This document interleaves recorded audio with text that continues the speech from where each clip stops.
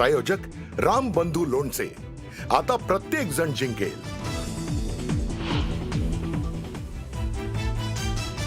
माणिकराव कोकाटेंकडून अखेर मंत्रिपदाचा राजीनामा। कोकाटेंचा राजीनामा मुख्यमंत्र्यांनी स्वीकारला। पुढील कार्यवाहीसाठी राज्यपालांकडे पाठवला राजीनामा।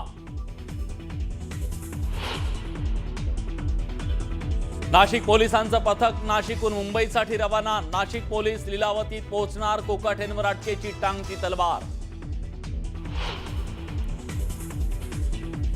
मुंबईत भाजप आणि शिवसेने 150 जागांवर एकमत। पुढील 2 ते 3 दिवसात उर्वरित जागांबद्दल निर्णय होईल। सेना भाजपच्या बैठकीनंतर अमित साटम यांची घोषणा।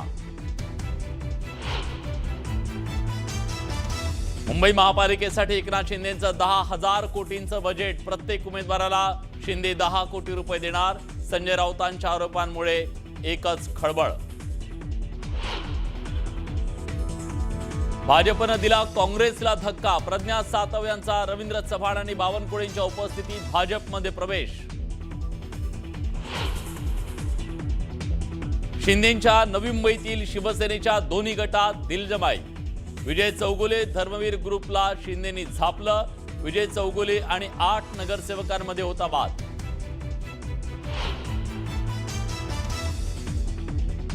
आणि वरळीतला गौरी गर्जे आत्महत्ये प्रकरणातील आरोपी पती अनंत गर्जेला कोर्टाकडून न्यायालयीन कोठडी। जामिनासाठीचा मार्ग मोकळा।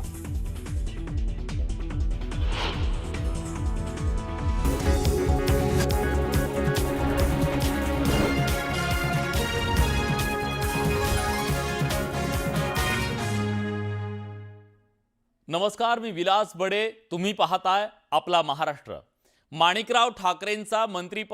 माणिकराव कोकाटेंचा मंत्रिपदाचा राजीनामा मुख्यमंत्री देवेंद्र फडणवीस यांनी स्वीकारलाय। शासकीय सदनिकेसाठी बनावट कागदपत्र सादर केल्याबद्दल कोकाटेंना 2 वर्षांची शिक्षा ठोठावण्यात आली। त्यांच्या विरोधात अटक वॉरंट कोर्टानं जारी केलं। त्यानंतर कोकाटेंनी अजितदादांकडे राजीनामा सोपवला होता। आता कोकाटेंकडे असलेलं क्रीडा आणि अल्पसंख्याक विकास हे खातं काढून अजित पवारांकडे सोपवण्यात आलंय। अजित पवारांनी कोकाटेंचा राजीनामा स्वीकारला आणि त्यांनी कोकाटेंचा राजीनामा मुख्यमंत्र्यांकडे पाठवलाय। मुख्यमंत्र्यांनीही माणिकराव कोकाटेंचा हा राजीनामा स्वीकारल्याचं कळतंय। तर नाशिकहून पोलीस सुद्धा मुंबईच्या दिशेने रवाना झाले। त्यामुळे कोकाटेंना कधीही अटक होऊ शकते। त्यामुळे महाराष्ट्राच्या राजकारणामध्ये एक मोठी राजकीय घडामोड म्हणावी लागेल, कारण कॅबिनेट मंत्री असलेल्या कोकाटेंना आता पदावरून जावं लागणार हे जवळपास निश्चित मानलं जात आहे।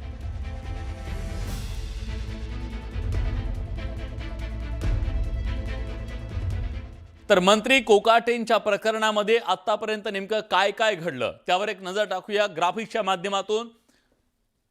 तर बघा सगळा घटनाक्रम। कोकाटे प्रकरणात काय घडलं तर सदनिका गैरव्यवहार प्रकरणी कोकाटेंच्या विरोधात अटक वॉरंट जारी झालं आणि हे अटक वॉरंट जारी झाल्यानंतर सुद्धा त्यांना अटक झालेली नव्हती। कोकाटेंनी हायकोर्टामध्ये धाव घेतली, पण न्यायालयानं त्यांना तातडीनं दिलासा द्यायला नकार दिला।